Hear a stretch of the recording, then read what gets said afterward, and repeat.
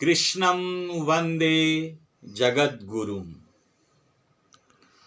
स्वे स्वे कर्मण्यभिरतः संसिद्धिं लभते नरः स्वकर्म निरतः सिद्धिं यथा विन्दति तच्छृणु। यतः प्रवृत्तिर्भूतानां येन सर्वमिदं ततं स्वकर्मणा तमभ्यर्च्य सिद्धिं विन्दति मानवः। गीता का ये 2 श्लोक वस्तुतः संपूर्ण गीता का सार है। आप लोग दुकानों में देखते होंगे, क्या लेकर आए हो, क्या लेकर के जाओगे, जो लिया यहीं लिया, जो दिया यहीं दिया।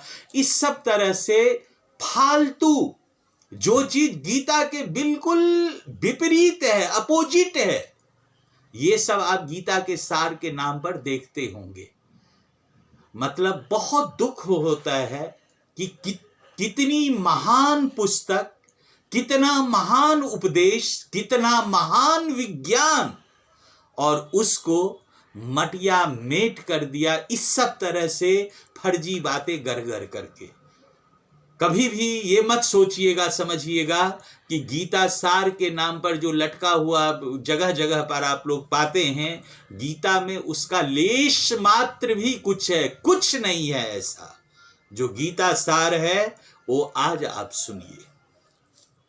श्री कृष्ण जी कहते हैं अर्जुन से, स्वे स्वे कर्मण्यभिरतः संसिद्धिं लभते नरः। प्रत्येक व्यक्ति, देखिए यहां पर स्वे स्वे शब्द का 2 बार प्रयोग हुआ है। अपने अपने कर्म में, इस धरती पर जितने मनुष्य हैं सबके अलग अलग कर्म हैं। सब अगर किसान बन जाएंगे तो किसान बीमार पड़ेगा तो उसका उपचार कौन करेगा। सब यदि डॉक्टर बन जाएंगे तो डॉक्टर को जो किसान के पास से खाना आता है, अन्न आता है, वो खाना कहाँ से आएगा। सब यदि इंजीनियर बन जाएंगे, वो बीमार पड़ेंगे तो डॉक्टर कहाँ से होगा। सब यदि आर्मी ऑफिसर, पुलिस ऑफिसर बन जाएंगे तो वही बात आ जाती है। तो श्री कृष्ण जी कहते हैं, स्वे स्वे कर्मण्यभिरतः, जिस जिसने जो जो अपना कर्तव्य कर्म अपनाया है, उन कर्तव्य कर्मों में लगे रह करके ही परमात्मा को प्राप्त कर सकता है। यतः प्रवृत्तिर्भूतानां येन सर्वमिदं ततं स्वकर्मणा तमभ्यर्च्य। यदि उस परमात्मा की उपासना करनी है तो जिसका जो कर्म है उस कर्म में उस परमात्मा को देखो, स्वकर्मणा तमभ्यर्च्य। डॉक्टर का कर्म है चिकित्सा करना, तो श्री कृष्ण जी कहते हैं कि उस चिकित्सा कर्म में ईश्वर को देखो। चिकित्सा करते समय अपना पूरा ध्यान वो कैसे ठीक होगा उस पर रखो, उसको लूटने पर मत रखो ध्यान। वो ठीक कैसे होगा उस पर रखो, और अगर ध्यान इधर उधर रखोगे तो क्या होगा, ऑपरेशन करोगे, कैंची पेट में छोड़ दोगे, कपड़े पेट में छोड़ दोगे। तो अपने कर्म में ईश्वर को देखो। न्यायाधीश, अपने कर्म में ईश्वर को देखो। अगर अपने कर्म में ईश्वर को नहीं देखोगे और रुपया में ईश्वर को देखना शुरू करोगे तो क्या करोगे। जो ऑनेस्ट है, जिसने अपराध नहीं किया है, उसको अपराधी साबित करोगे, और जो बेईमान है, जिसने अपराध किया है, उससे पैसा लेकर के अय्यासी करोगे। तो श्री कृष्ण जी कहते हैं कि ऐसा व्यक्ति अपने कर्म से ईश्वर की पूजा नहीं करने के कारण ऐसा व्यक्ति महापापी इंसान है। सभी को कह रहे हैं कि अपने अपने कर्मों में स्वे स्वे कर्मण्यभिरतः। अर्जुन से कह रहे हैं कि तुम आर्मी हो, तुम पुलिस हो, तुम्हारा काम है इस समाज को आतताई, आसुरी शक्ति, आतंकवादी शक्ति, इन सब से मुक्त रखना। तुम यदि हजारों आतंकवादियों को मारोगे, हजारों आतंकवादियों को पकड़ करके उसको सजा दिलवाओगे, तो तुम्हारे लिए ईश्वर प्राप्ति का वही साधन है। स्वे स्वे कर्मण्यभिरता स्वकर्मणा तमभ्यर्च, अपने कर्म में उस परमात्मा को देखो। हमारे यहां क्या होता है, अपने कर्म में, आज मान लो कि क्रिकेट का विश्व कप हो रहा था, 2 दिन पहले, 1 दिन पहले फाइनल से सारे भाग्यवादियों ने जिता दिए, अभी वनडे विश्व कप में जिता दिए। वही अगर श्री कृष्ण जी की उपदेश की शिक्षा देते, या अपने कर्म में ईश्वर को देखिए, अपनी तरफ से आप अपना पूरा योगदान दीजिए, सफलता असफलता हमारे हाथ की बात नहीं है, क्योंकि 2 टीम है, कोई टीम हार सकती है, कोई टीम जीत सकती है। जब अभी T20 वर्ल्ड कप इंग्लैंड में हो रहा था, सेमीफाइनल के दिन सुबह में ही इंग्लैंड को सबने हरा दिए, और रिजल्ट क्या हुआ कि हम 10 विकेट से हारे। तो कहने का मैं इस प्रसंग को यहां क्यों ला रहा हूं, हम उन लोगों की बातों में ईश्वर को देखते हैं, हम उनको अपना आदर्श मानते हैं, जबकि हम सामने देखते हैं फलना शास्त्री चिल्ला शास्त्री दिन रात बकवास करते हुए टीवी चैनल सब पर देखता रहता हूं। इतना मन में दुख होता है कि बताओ, हमारे उभरते हुए उठते हुए भारत को ये गधे शास्त्री सब कहां लेकर के जाना चाहते हैं।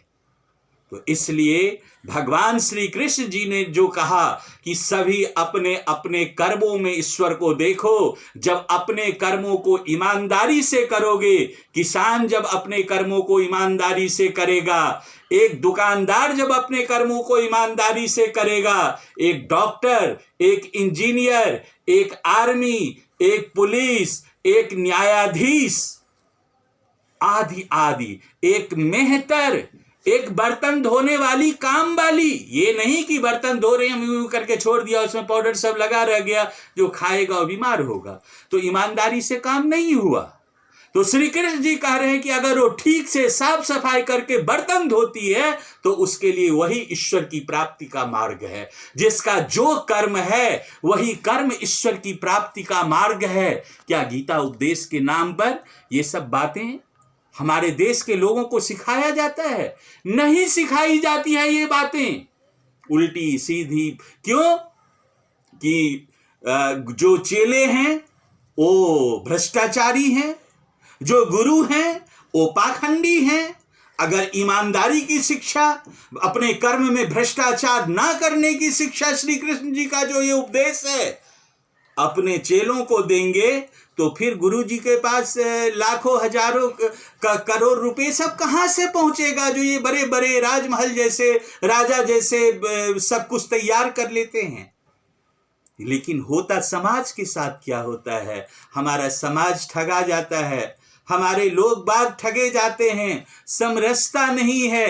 एक लक्ष्मी का वाहन उल्लू बना दिया, लोगों को उल्लू बना बना करके धन कुबेर बना बैठा है, और जो सोचता है कि कैसे भी बेईमानी करूं, ईमानदारी की राह पर चलना है, सत्य की राह पर चलना है, उसके मुंह से उसका निवाला भी छीन लिया जाता है।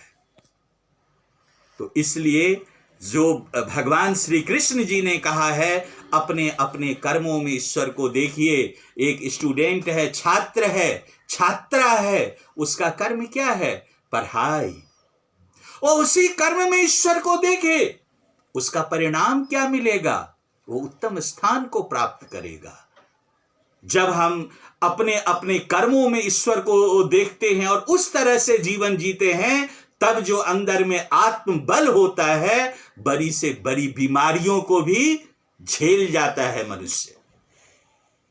बड़े से बड़े दुख भी उसको सुख प्रतीत होता है। राम जी ने कभी 14 वर्ष के वनवास को दुख नहीं माना, पांडवों ने अज्ञातवास को दुख नहीं माना।